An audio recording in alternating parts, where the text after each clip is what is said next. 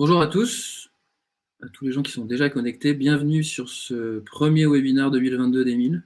Bonne année, bon Covid à tous. Je suis d'ailleurs avec quelqu'un qui a le Covid présentement, puisque Boris est lui-même infecté. Voilà. On va laisser une petite minute aux derniers arrivants pour nous rejoindre et on attaque.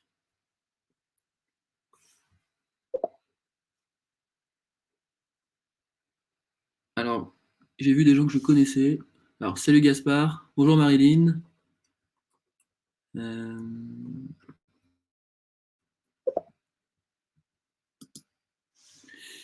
Je vais mettre chat.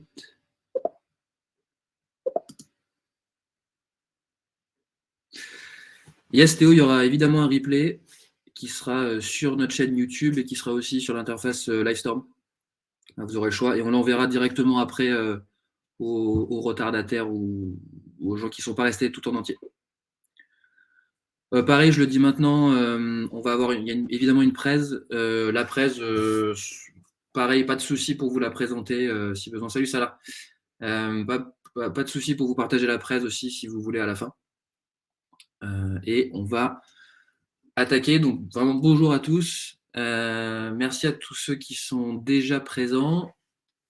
On est ensemble pour 45 minutes. On va parler de dashboard, puisque c'est un des trucs qu'on fait souvent et un des trucs qu'on fait souvent Boris et Paul, que je laisserai se présenter au fur et à mesure de la présentation. On est parti pour 45 minutes. On va essayer de se faire 30 minutes de présentation, 35 minutes de présentation et le reste en questions-réponses. D'accord ? Donc déjà, n'hésitez pas.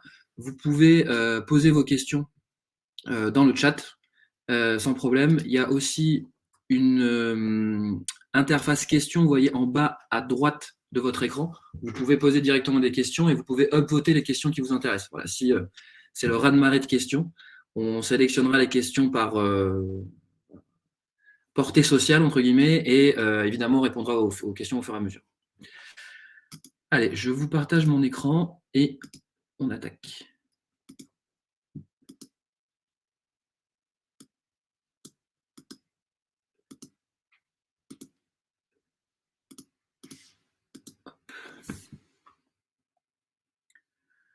Alors, Boris Paul, vous pouvez me confirmer qu'on voit bien mon écran parce que je suis sur la partie. Ouais, on voit bien ton écran. Ok, et là, vous le voyez en grand, c'est bon? Ça charge. Yes, c'est good. Ok, parfait.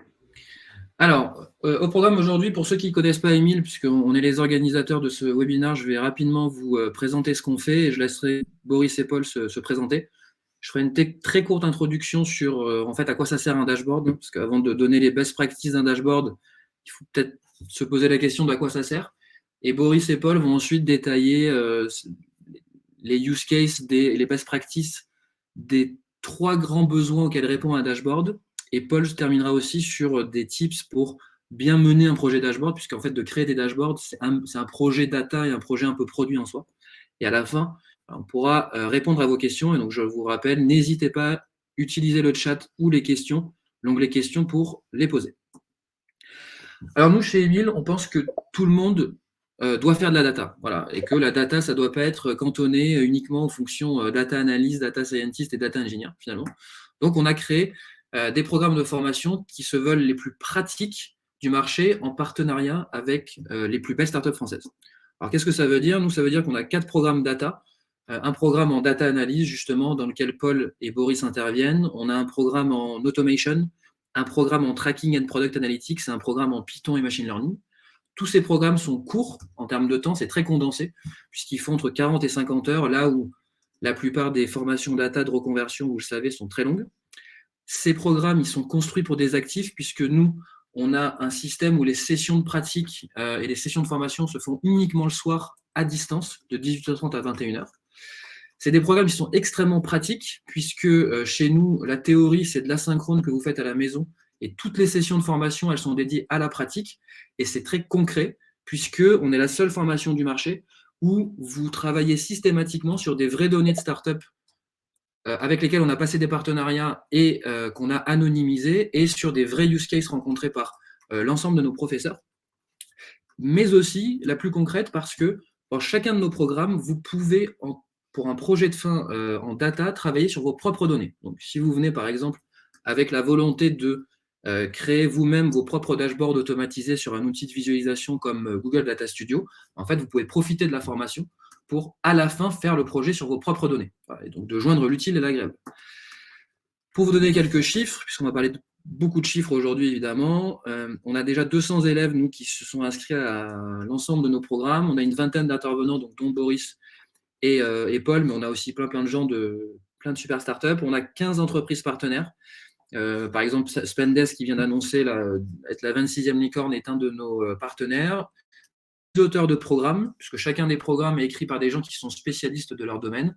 Et nos programmes, ils sont notés en moyenne 9,4 sur 10 par les gens qui les ont faits. Et pour ceux qui connaissent le NPS, on a un NPS de plus 90. Voilà. Boris, je te laisse te présenter, s'il te plaît. Yes, merci Thomas. Alors, moi, j'ai débuté ma carrière à Amsterdam, comme j'ai grandi aux Pays-Bas. Là-bas, j'ai travaillé comme data analyst pour plusieurs startups. Les plus connus sont HelloFresh, Treatwell et Fixico. Et après, je me suis installé à Paris, où j'ai continué sur ce chemin un peu plus dans le business intelligence, le dashboarding. Et principalement, c'était chez Conto, le néobanque qui a fait une grosse levée de fonds la semaine dernière.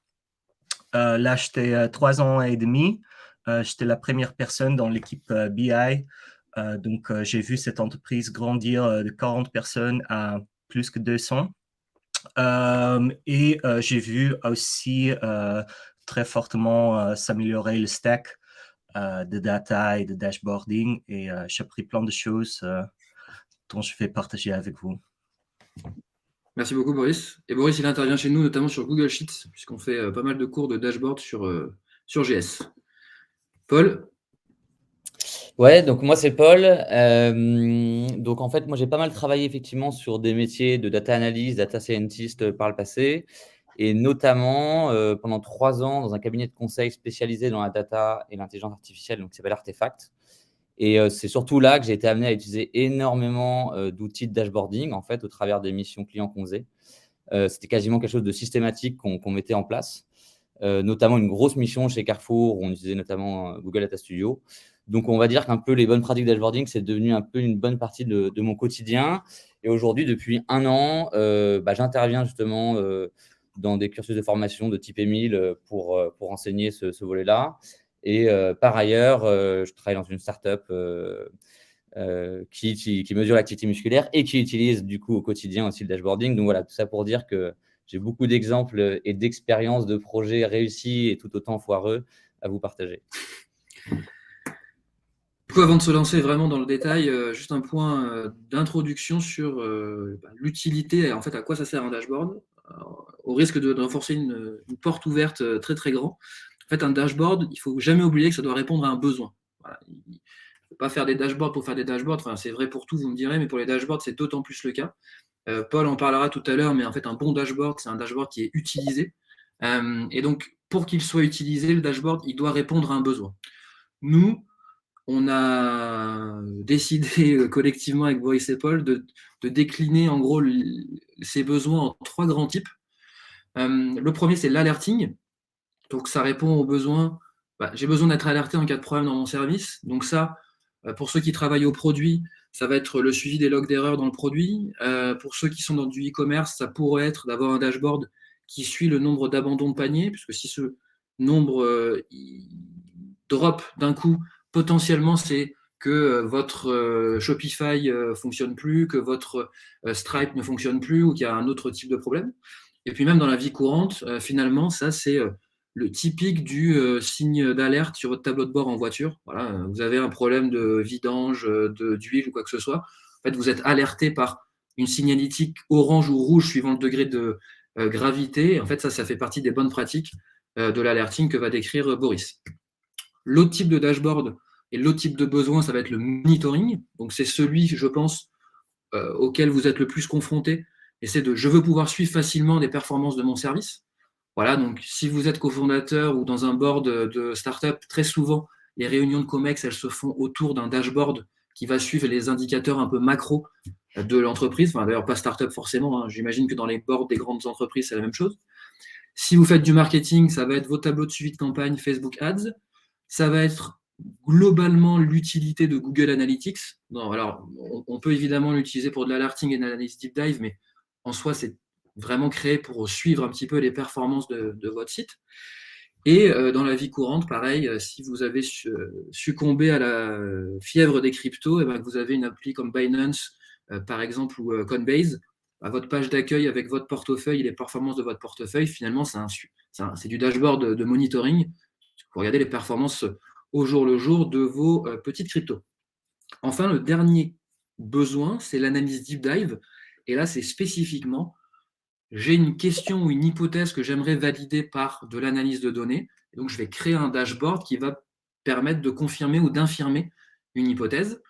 Là, un exemple un peu emblématique, c'est quand vous faites un A/B test. L'A/B test, il n'est pas censé normalement durer 50 ans. Donc, en fait, quand vous faites un A/B test, après, vous allez normalement créer un dashboard ou avoir un dashboard tout fait qui va vous permettre de vous dire, OK, bah, ma question, c'est de savoir si le scénario A ou les scénarios B sont les plus performants.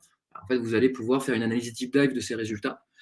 C'est globalement tous les dashboards qui vont vous permettre de répondre à la question « j'aimerais bien savoir si quelque chose arrive ou pas ».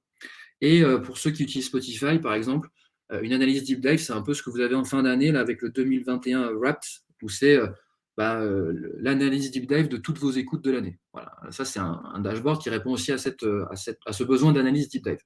Et donc, je vais laisser la parole à Boris qui va commencer par l'alerting et ensuite ils vont détailler les best practices de chacun de ces grands types de dashboard. Je te laisse la parole, Boris. Ça marche. Alors, l'alerting. Donc, d'abord, Thomas, il a déjà touché pourquoi on en a besoin.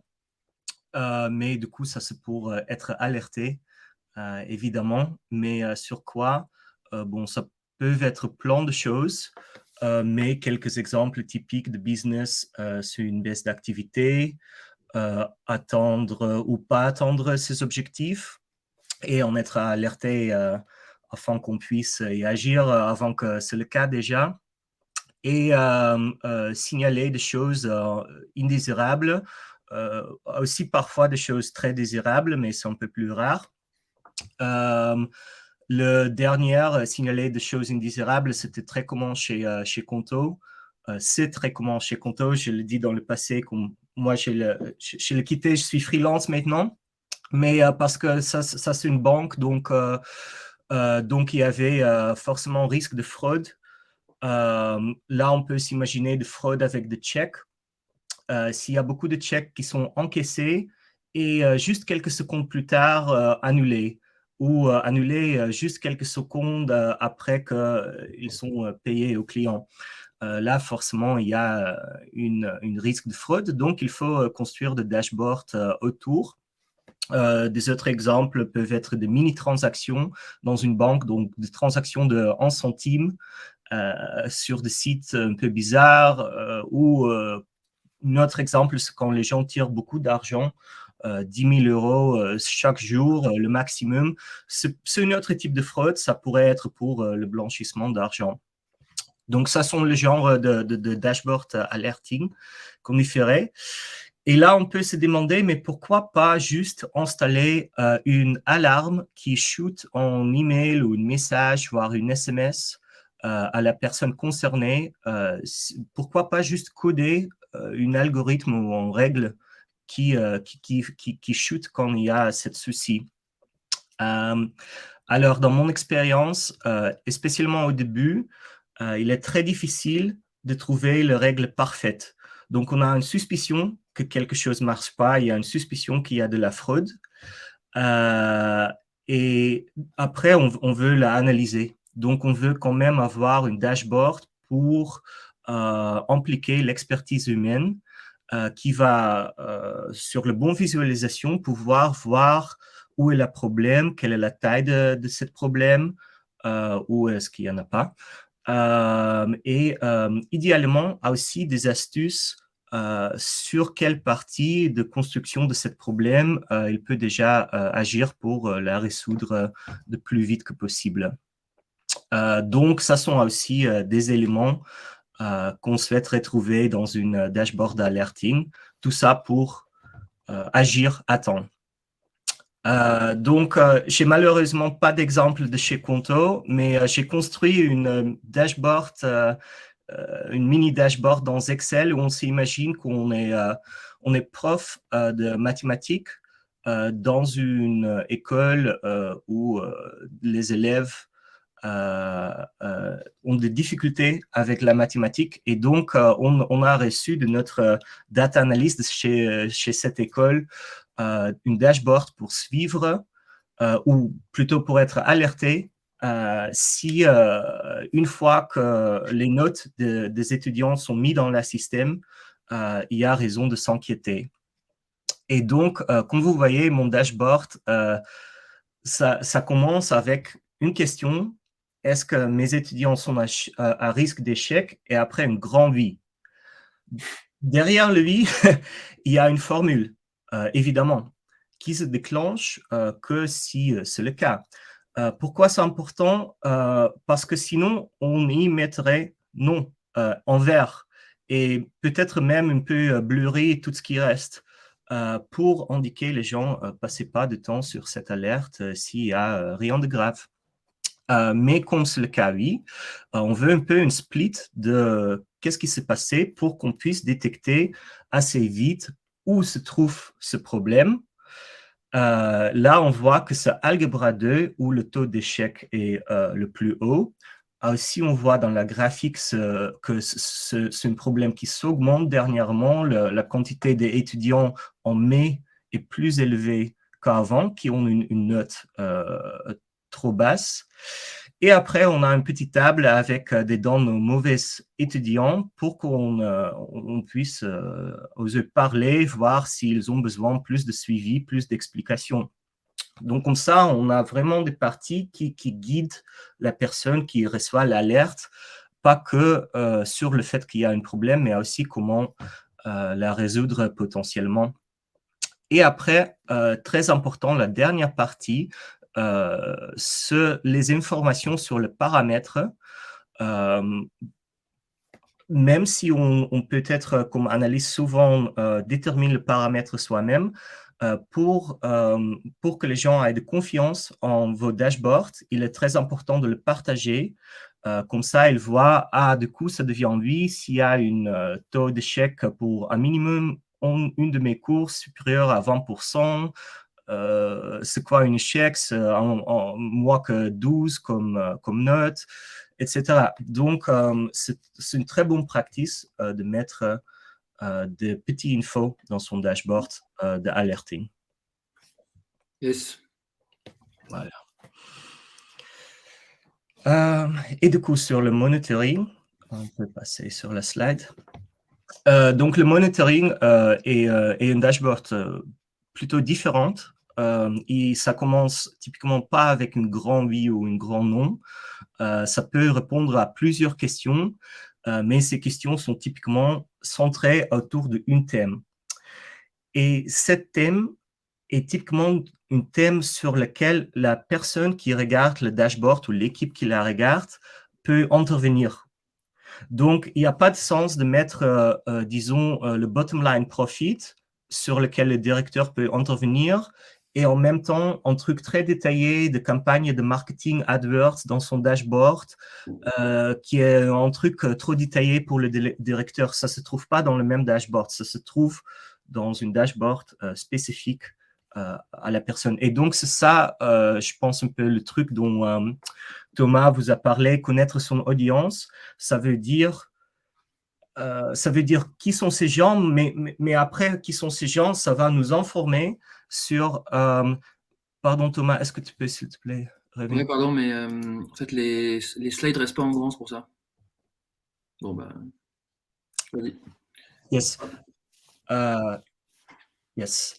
Ça va nous permettre de réfléchir sur qu'est-ce que ces gens peuvent prendre comme action après avoir vu notre dashboard Et ça, par la suite, nous fait réfléchir sur quelle info veut-on mettre en avance pour ces gens-là. On s'appelle ça des insights. Quels sont les insights qu'on veut mettre en avance? Pour vous donner quelques exemples. Bon, la COMEX, elle peut diriger des autres équipes, des country managers, des head of finance, head of marketing, je ne sais pas. Donc, donner des infos très globales peuvent être quand même très utiles à la COMEX. Le paid marketing manager voudrait avoir des infos détaillées sur ses campagnes pour qu'elle puisse optimiser ses budgets. Des autres exemples qu'une dashboard de monitoring peut montrer, la formation data a eu un impact positif sur la productivité d'équipe, forcément. Comme Thomas dit, c'est un peu le suivi après une A/B test. On a changé quelque chose, est-ce que ça a eu un impact positif? Alors oui. La nouvelle landing page convertit mieux que l'ancienne, où on peut aussi découvrir des choses pas bonnes, comme le client récent qu'on a accueilli récemment, ont une j'ai mis une durée de vie, ça devrait être une lifetime value, une valeur durée de vie plus faible que ce que début. Ils ne vont pas mourir plus vite. Donc, une CLV plus basse que celle de début. Donc, ça sont des exemples des choses qu'on peut monitorer. Typiquement, des choses typiquement, on monitore des choses entre des groupes distribués par le temps ou avant et après une situation. Voilà. Et maintenant, je vais vous un peu parler sur la théorie de visualisation dans une monitoring dashboard.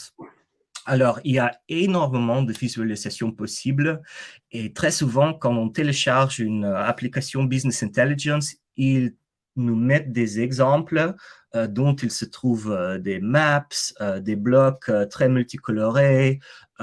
Pourquoi? Parce que ça donne l'impression d'être très professionnel et très avancé dans ses analyses. Or, en réalité, ce n'est pas toujours le cas. Ça peut être le cas, mais typiquement, ce n'est pas le bon point de débutance. Pour débuter ces visualisations, moi, perso, je vous conseille de rester sur de bar chart, de line chart et de band.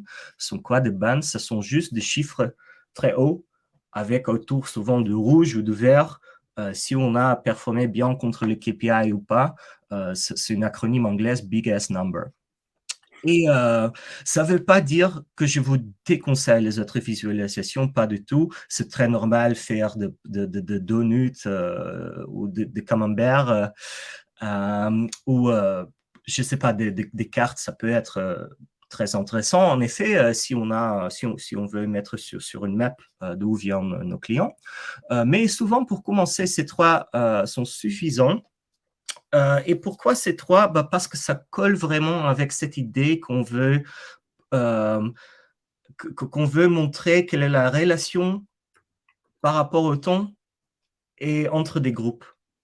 En fait, une line chart et une bar chart suffisent souvent à mettre ça en avance. Et en plus, ce sont des visualisations qui permettent plus facilement être pas distractifs, mais mettre l'insight en avant. Donc, le fait que la performance de l'équipe a amélioré, dans une line chart, si ça a augmenté, c'est tout de suite très clair. Mais si on veut faire encore plus clair, on ajoute une flèche ou une taille plus grande. Ou avec le couleur dans CVS, on peut souvent travailler avec des accents monochromatiques. Et la chose qui est l'insight, on le met dans une couleur très claire. Bon, aussi ici, il reste vrai qu'il est bon d'expliquer avec un peu de texte. Ça ne veut pas dire écrire des histoires dans ces dashboards, mais quelques petites légendes, quelques petites étiquettes. Et aussi rester sur le minimum. Souvent, les gens ajoutent des choses dans leur dashboard parce qu'il reste d'espace. Mais ce n'est vraiment pas une bonne pratique, c'est une mauvaise pratique. Soyez minimaliste. parce que quand on construit une dashboard, on s'occupe beaucoup de temps et pour l'analyste, pour le BI, ça devient un peu le centre de son travail. Mais la personne qui est preneur de ces dashboards, pour elle, ça peut être un truc de 5 minutes par jour d'y regarder. Et donc, c'est mieux s'il n'y a pas trop d'infos qui n'est pas vraiment pertinent. Donc, on passe sur des exemples. Là, je ne sais pas un dashboard comme exemple complet pour vous, mais j'ai pris plutôt quelques parties des autres dashboards qui montrent les éléments dont je viens de parler. Donc, qu'est-ce qu'on voit ici? En fait, une partie d'une dashboard qui répond à la question le plus typique au monde de business, en tout cas. Est-ce qu'on a atteint ses objectifs trimestriels, chiffre d'affaires, nouveaux clients? Pourquoi je trouve cette visualisation bon? Parce qu'il y a des comparaisons. Il y a des comparaisons contre le même mois l'année dernière, parce qu'il y a des biggest numbers, chiffres, je ne sais pas, de ban, ça devrait être. Du coup, il y a le 550 000 euros de revenus et de presque de 100 new customers. On va se rappeler ça, se souvenir ça très facilement si on entre avec une meeting avec le CEO. Typiquement, les questions que sont posées au début sont les plus basiques, mais on le oublie parfois. Genre, c'était quoi le total de quarter? Donc, c'est bon de mettre ça en avance. Et dernièrement, ce que je trouve bon ici, c'est le fait qu'on a mis avec une signe si les targets sont achieved ou pas. Voilà. Boris, il faut juste qu'on fasse gaffe au temps, si jamais. Ok, ça marche. Et après, ici, on voit une dashboard qui n'est pas du tout business typique, genre revenu nouvel utilisateur. C'est pour montrer qu'il y a d'autres types de dashboards suivis possibles. On peut monitorer comment son projet va, s'il va bien ou pas. Comme vous voyez, avec le même concept, quelques points rouges, points jaunes, voilà, de comparaison. Voilà. Et dernièrement, ça, je trouve toujours très bien les graphiques des Economist, le journal économique d'Angleterre. Ça, c'est pas une partie d'une dashboard, c'est plutôt une partie dans un journal d'une analyse finale, mais on peut s'imaginer cette graphique parfaitement se retrouver dans une dashboard, mais plutôt sur une échelle mensuelle ou hebdomadaire que de dizaines d'années. Et je trouve ça génial parce que ça monte avec d'une visualisation très simple énormément de choses. On voit que la quantité de passagers a augmenté en travers des années énormément. On voit que les accidents ont décliné et on voit que les accidents d'attentats ou de bombes, des choses autres que des accidents classiques sont assez rares. Et en plus, il y a quelques labels. Il n'y a rien de trop. Ce sont très minimalistes, les labels, mais ce sont les labels dont on ne pouvait pas se laisser, comme excluding ground casualties ou la source qui est très important quand on lit un journal scientifique. Voilà, c'est ma partie. Je pourrais vous répondre aux questions dans la dernière partie du webinaire. Merci Boris. Yes. Alors, du coup, sur le dernier exemple un peu de dashboard qu'on effectue, c'est des dashboards qu'on va appeler Deep Dive Analytics. Typiquement, on va les utiliser dans quelle situation? C'est très souvent quand vous avez une problématique un peu précise et que vous avez besoin d'étudier en entreprise. Donc, par exemple, nous, je vais prendre un exemple tout au long de la présentation. C'était chez Carrefour, pour qui j'ai travaillé. Il y avait une grosse problématique qui était les produits qui étaient en rupture en rayon. Donc, de manière générale, on a voulu d'abord faire une analyse deep dive pour bien comprendre cette problématique. Donc, ça peut venir à ce moment-là. Ça peut venir aussi quand vous voulez présenter même des résultats. Je pense aux data scientists. Nous, on avait généralisé le fait que dès qu'on faisait tourner des modèles pour montrer les résultats aux clients, on faisait des dashboards qu'on mettait en place parce qu'on pouvait à la fois analyser plein de choses précises et surtout, en fait, il y a un côté transparence qui est hyper appréciable et apprécié par des gens qui sont extérieurs à votre analyse et qui voient que, en fait, ce n'est pas un truc boîte noire et qui peuvent un peu comprendre ce que vous avez effectué. Alors, 4 bonnes pratiques. Je ne vais pas vous assommer avec plein de choses, mais il y en a vraiment 4 que je voulais partager. Et je vais commenter un peu par la suite. La première, voilà, rien de rocket science, mais c'est hyper important, en fait, c'est de se structurer un plan d'analyse en amont. Je m'explique. Moi, j'ai vu trop de gens, en fait, essayer de se dire, la data, elle va parler d'elle-même. Je vais me faire ce graphe-là. Et en fait, ça va forcément me donner une réponse à des questions que je n'ai même pas forcément bien wordées de mon côté. Et ça va être parlant. En fait, honnêtement, c'est quasiment jamais le cas, sauf si vous êtes hyper chanceux. Donc, en fait, il vaut mieux, dès la base, se dire qu'est-ce que je veux vraiment étudier dans mon cas, quelles sont les thématiques précises que je veux étudier, quelles sont les sous-thématiques et quelles sont les questions que je me pose. Donc, je vous montrerai des exemples un peu de à quoi ça peut ressembler sur l'exemple justement des ruptures de produits. En racontant mon premier point, du coup, j'ai mis un peu le second point en valeur aussi. C'est avant de penser du coup au graphe, en fait, posez-vous une question. Boris, il a parlé d'insight dans la partie d'avant, c'est exactement ça. C'est de se dire, en fait, c'est quoi l'insight auquel je veux répondre. Et c'est ça qui va vous permettre, si vous voulez, de faire des analyses qui sont concluantes. Pareil, un autre défaut, c'est qu'il y a trop de gens en fait, qui se posent des questions, on va dire, très ouvertes sur leurs problématiques. Et à nouveau, quand ils vont faire un graphe, en fait, ils n'arrivent pas à conclure. Donc moi, je vous incite dans un premier temps à vous poser des questions quasiment fermées ou alors dont la réponse est vraiment des questions que j'appelle moi quantitatives, quoi, la réponse est un chiffre, et ensuite d'identifier l'analyse. Les deux derniers conseils, ils sont plus de l'ordre un peu de l'usage. Le troisième, c'est de se dire, si vous faites un dashboard analytique, en fait, il faut que vous donniez à la personne qui va utiliser votre outil beaucoup de flexibilité. À l'inverse de l'alerting, où en fait, il y a des gens qui vont venir, qui veulent juste choper une information, donc pas besoin qu'ils triturent le dashboard dans tous les sens. À l'inverse du reporting, où on va donner un peu de flexibilité, mais à la fois, on veut regarder toutes les semaines la même chose. Donc, c'est bien qu'il y ait une structure redondante et un peu fixe. Là, il faut plutôt donner un pouvoir au lecteur maximum pour que lui puisse zoomer sur vraiment les contextes précis qui l'intéressent. Donc ça passe par quoi Ça va dépendre de l'outil de dashboarding que vous utilisez. Mais pour ceux qui connaissent par exemple Data Studio, ça va être d'utiliser énormément d'options d'interactivité avec les métriques facultatives, avec les détails de zoom, avec plein de choses comme ça. Et de rajouter énormément de filtres aussi, de commandes dans Data Studio d'ailleurs qu'on appelle, qui permettent à l'utilisateur d'avoir accès à toute la base de données et vraiment de zoomer là-dessus. Enfin, le dernier point qui est plutôt de manière orga, mais que moi j'ai beaucoup vu en entreprise, c'est le problème que souvent la personne qui met en place un dashboard, elle va devenir elle un peu un goulot d'étranglement sur la capacité analytique de l'entreprise. C'est-à-dire que c'est elle en fait qui détient toute la donnée, qui fait les requêtes SQL souvent, qui les stocke, qui va faire la vise. Et du coup, dès qu'il y a un besoin d'évolution d'un dashboard, en fait, c'est elle qui se prend le besoin. Et donc, elle freine en fait quelque part un peu la capacité analytique de l'entreprise.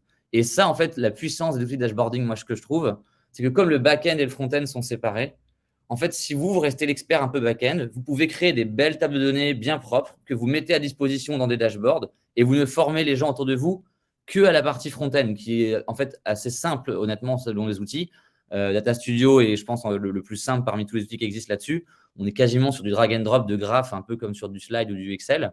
Et donc, ça permet, nous, on l'avait vu, à plein de gens qui sont pas forcément, qui sont quasiment néophytes en data, en une demi-journée de formation, ou d'ailleurs encore mieux via la formation que propose Émile justement, vous pouvez les former en fait à être complètement autonomes cette partie-là. Et ça, c'est méga utile parce qu'en fait, vous n'allez plus du tout être la personne qui est le goulot d'étranglement et vous allez voir que ça va devenir un peu un principe général dans l'entreprise de mettre en place des dashboards un peu partout. Donc, dès qu'il y a un Excel en fait avec des graphes, on oublie et on passe au Dash. Voilà un peu les 4 conseils. Je vais rentrer, juste avant de rentrer dans les détails, donc voilà un peu un exemple un peu de Dash typiquement analytique que moi j'utilise au quotidien. Qu'est-ce que je voulais vous montrer là-dessus? Donc là, c'est un exemple d'étude des muscles que moi on utilise. Qu'est-ce qui va être important en fait que vous voyez? C'est en haut, comme je vous dis, il y a une structure. Vous voyez déjà, il y a vision globale, analyse musculaire, analyse cardiaque. Donc il va y avoir vraiment des zones précises où la personne va pouvoir choper de l'info. Ensuite, deuxième point, comme je vous ai dit, il faut donner beaucoup de pouvoir au lecteur. Ça se traduit par quoi? Ça se traduit par les petits encarts orange que vous voyez en haut qui sont des filtres. Donc voilà, moi j'en mets un maximum. Et puis des indications. On ne voit pas très bien, mais dans l'onglet chronogramme ici, voilà, j'ai mis cliquer sur les flèches pour modifier le niveau de détail. Et en fait, ça c'est une interactivité qui permet à la personne de modifier le graphe. Donc je l'indique, je montre au lecteur qu'en fait il peut jouer et mettre des graphes un peu à sa sauce. Troisième chose qu'on voit dans ce dashboard, c'est que voilà, j'ai vraiment structuré, du coup même au-delà des thématiques, j'ai structuré mon dashboard avec des questions précises. Quels sont les efforts musculaires et cardiaques engendrés? Quelles activités ont été réalisées au fil de la journée? Et j'ai des graphes qui viennent répondre exactement à ces questions, quoi. Alors, je vais zoomer sur mes 2 premiers points parce que je pense qu'ils sont hyper importants et trop négligés.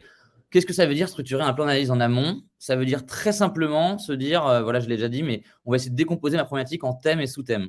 Et ces thèmes et sous-thèmes que j'ai identifiés, en fait, je vais structurer mon dashboard en conséquence. Grosso modo, un thème, c'est égal à des pages. Des sous-thèmes, c'est des parties ou des sous-parties dans mon dashboard.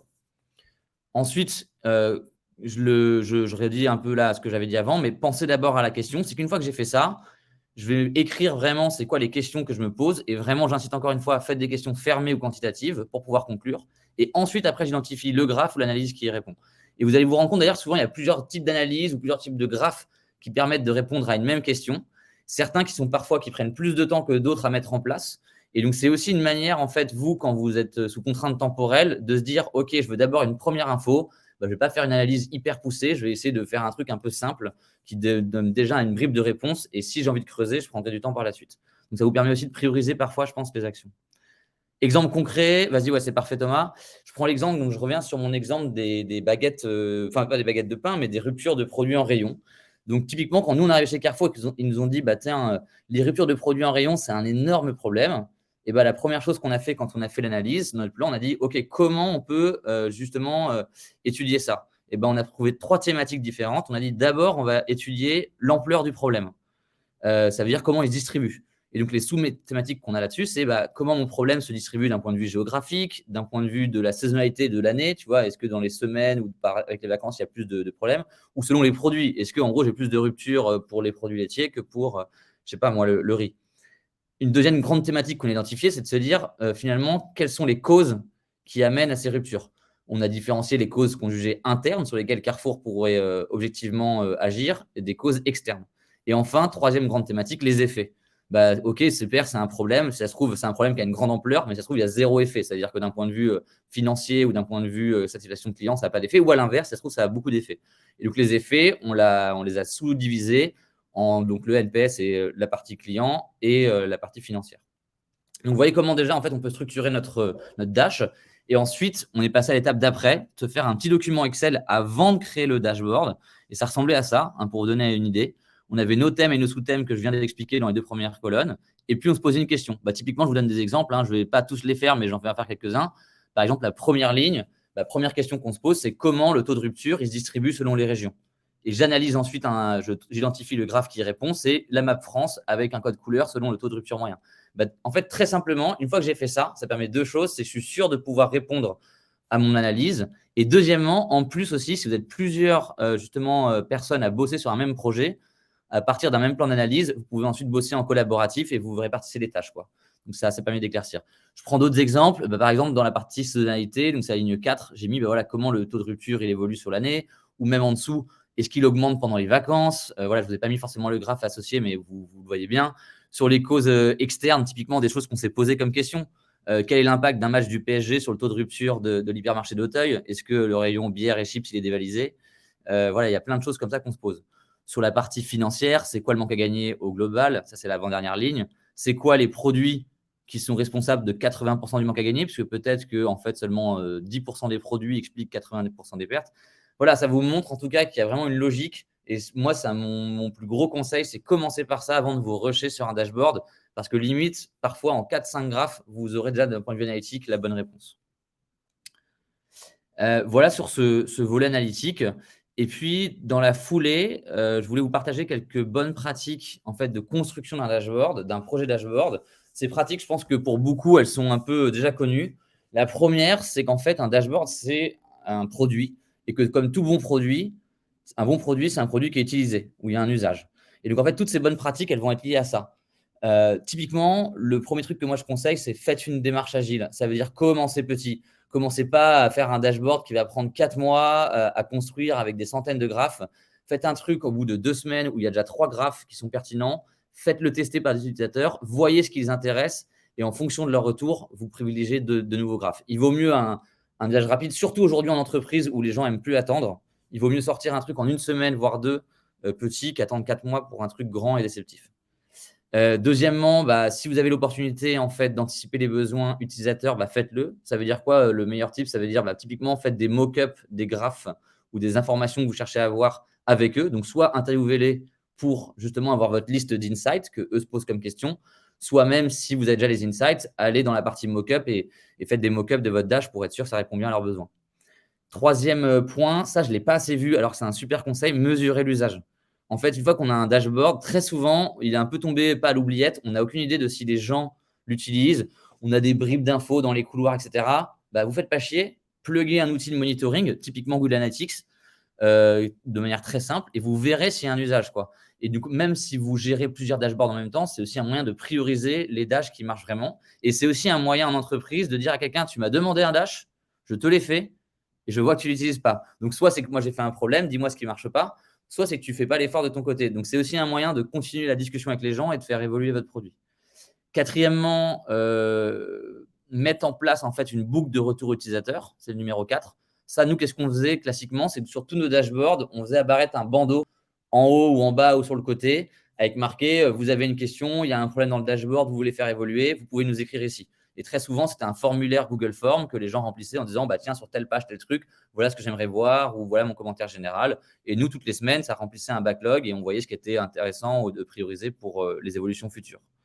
Enfin, cinquième point, si vous voulez, mais ça c'est plus dans une logique où vous voulez faire des projets de dashboard dans votre entreprise, très souvent, vous n'avez pas forcément au début un budget conséquent, donc commencez petit, monitorez l'usage et valorisez vos dashboards avec ces KPI d'usage. Moi, j'en vois 3 des KPI d'usage pour vous dire. Soit votre dashboard, vous allez dire, vous allez le valoriser en nombre de personnes à qui il est partagé. Ça veut dire qu'en fait, il n'y a pas forcément beaucoup de gens qui vont se connecter tous les jours. Par contre, il y a quand même 400 personnes qui vont accéder, qui vont aller choper une info à un moment donné. Donc ça, vous pouvez le valoriser en disant moi, il y a 400 personnes à qui j'apporte de l'info dans mon entreprise. Il me faut plus de budget pour aller sur un dashboard plus pertinent. Soit vous allez plutôt valoriser, vous avez très peu de personnes. Par exemple, je sais pas moi, il y a 20 personnes qui vont accéder. Par contre, ils y vont tout le temps, tous les jours. Donc là, vous valorisez le nombre de connexions, quoi.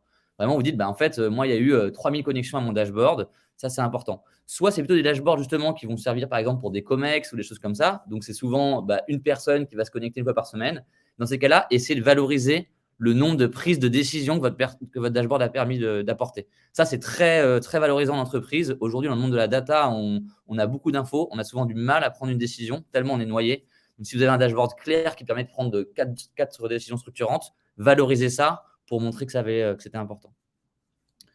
Et voilà, pour conclure, vous l'avez vu, je l'ai dit, pensez vraiment, mettez-vous vraiment dans cette peau-là. Je pense quand vous faites un dashboard, c'est un produit.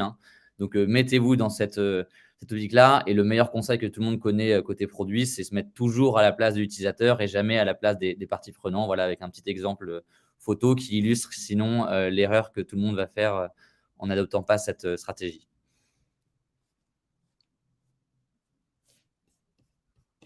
On est très en retard, donc sachez juste que tout ce qu'on a raconté ici, en fait, on a fait une formation qui s'appelle Data Analyse, qui vous permet de récupérer toutes ces bonnes pratiques et qui vous apprend à créer ces dashboards automatisés avec Google Sheets si vous n'avez pas beaucoup de données ou avec Google Data Studio et SQL si vous êtes sur des gros volumes de données. Voilà. Et on a toutes les infos sur notre site. Je n'ai même pas pu voir s'il y avait des questions. S'il y a des questions. Je vous propose Boris et Paul pour qu'on y réponde maintenant. Alors, Camille pour le... Oui, donc merci Paul d'avoir répondu. Donc oui, le replay, on vous l'enverra, ça, il n'y a pas de problème. Paul nous avait posé la question sur le meilleur modèle qui passe finalement un mélange entre alerting et monitoring. Boris, tu avais répondu un petit peu, tu peux répondre à l'oral? Paul, il a posé 2 questions. J'ai répondu à la dernière, mais pas aux premières. Donc, est-ce qu'on ne veut pas un mélange entre l'alerting et monitoring? Franchement, Paul te pose des questions difficiles. Peut-être, je peux m'imaginer des cas où ça fait du sens que... Comme j'ai montré, l'alerting dashboard, ils sont en même temps quand même un peu de monitoring dashboard aussi. Parce que d'abord, on a monitoré quelque chose qui est suivi par une alerte. Sauf que je pense qu'il y a une différence, qu'il y a quand même des raisons de le garder à part. Une différence est dans l'urgence. Sur des alertes, on veut typiquement agir dans la journée. Et sur des choses qu'on monitor, on peut après le présenter dans une meeting, avoir des discussions entre les équipes avec ce qu'on voit là. Donc, moi, je dirais gardons-le séparé quand même dans la plupart des cas. Et la deuxième question de Paul, qu'est-ce qu'on fait s'il y a trop d'alertes, s'il y a une avalanche d'alertes parce que déjà, c'est pas bien s'il y a une avalanche d'alertes parce que ça pourrait dire qu'on a installé des alertes pour des choses qui ne sont pas aussi importantes. Après, si c'est le cas, s'ils sont quand même importants, comment s'en sortir si on a quand même des ressources limitées, de dev limitées pour réparer des bugs? On pourrait créer une dashboard de monitoring des alertes, donc une meta-alerting dashboard, donc une dashboard dans laquelle on voit combien des alertes sur quel sujet sont arrivées hier, avant-hier, etc., aujourd'hui. Et peut-être on peut aussi calculer une métrique unique pour évaluer l'importance et l'urgence de l'alerte. Et comme ça, dans cette méta-dashboard de monitoring des alertes, on pourra prioriser quelles de ces alertes qui viennent en avalanche traiter en premier. Pour compléter sur la première question, moi je pense aussi que il y a différents usages de dashboard. Et en fait, une entreprise, elle peut vite avoir beaucoup de dashboards. Et c'est aussi aux créateurs de dashboard, éventuellement, de mettre des liens, effectivement. Si jamais vous avez une alerte, on pourrait très bien imaginer que si vous avez une alerte sur un indicateur, que vous avez un lien qui vous explique, si jamais il y a une alerte, va sur ce lien qui en fait est un dashboard de deep dive, d'analyse deep dive, où là, la personne, elle est capable d'aller regarder quelle est la source du problème. Vous voyez, si par exemple l'alerting, c'est sur votre taux de conversion, vous avez une app et vous avez un taux de conversion des inscrits entre les gens qui ouvrent votre application et les gens qui s'inscrivent effectivement de manière gratuite.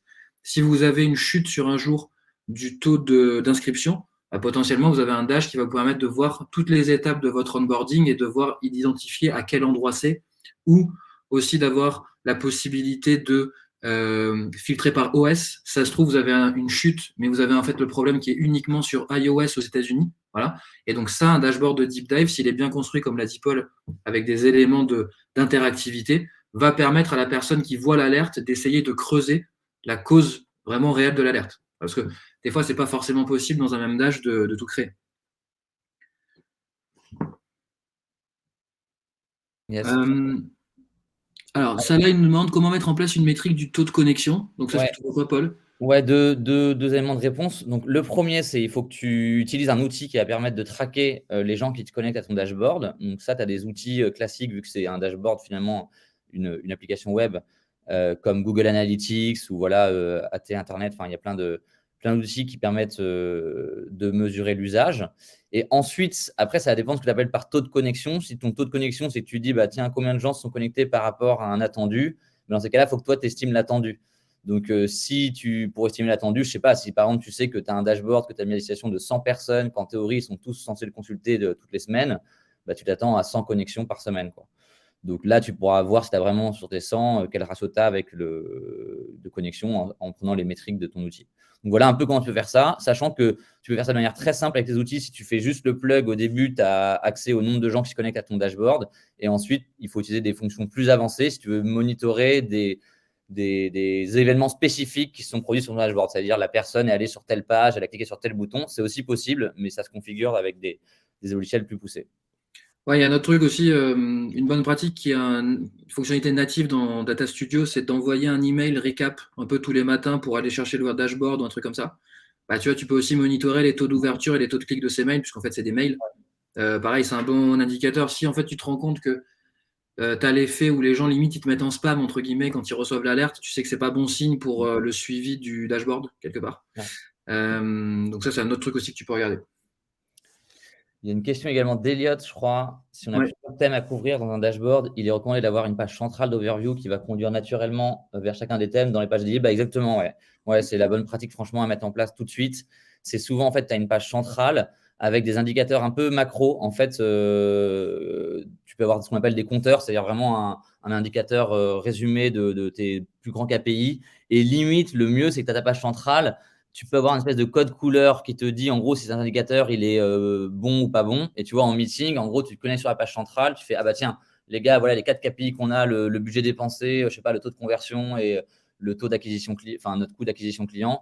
On voit que le budget dépensé et le taux de conversion, on est bon. Par contre, on est rouge là-dessus. Je vous propose qu'on zoome directement là-dessus, quoi. Donc, c'est un peu aussi une manière d'orienter ensuite ton meeting vers directement les sujets qui fâchent et de mettre de côté souvent les sujets sur lesquels il n'y a rien à signaler.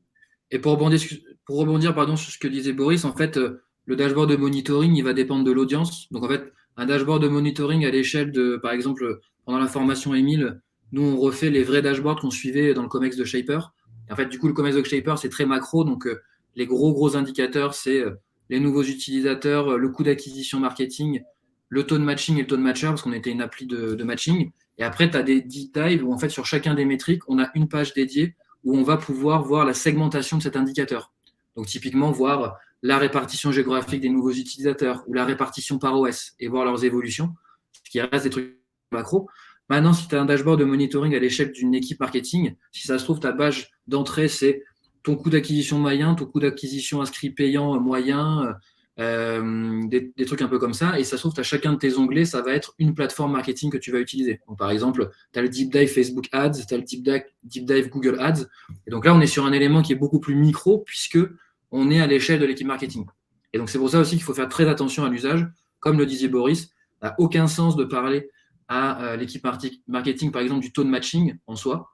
Sauf si après, il y a une analyse deep dive où on s'est dit, en fait, l'acquisition ramène des utilisateurs qui matchent moins, donc il faut changer l'acquisition, mais c'est en fait un truc un peu deep dive. Dans le quotidien, l'équipe marketing, elles s'en font un petit peu, entre guillemets, du taux de matching.